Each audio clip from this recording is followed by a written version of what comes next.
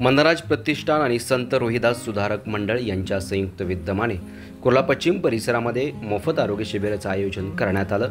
मनराज प्रतिष्ठानचे हे 422वे मोफत आरोग्य शिबिर आहे।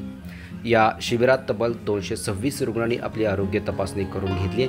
यामध्ये 60 रुग्णांची थायरॉइड आणि शुगर तपासणी, 23 रुग्णांची अस्थमा तपासणी, तर 74 ज्येष्ठ नागरिकांची नेत्र तपासणी करण्यात आली। विशेष म्हणजे यामध्ये ज्येष्ठ नागरिकांना मोफत चष्म्यांचे वाटप देखील करण्यात आले।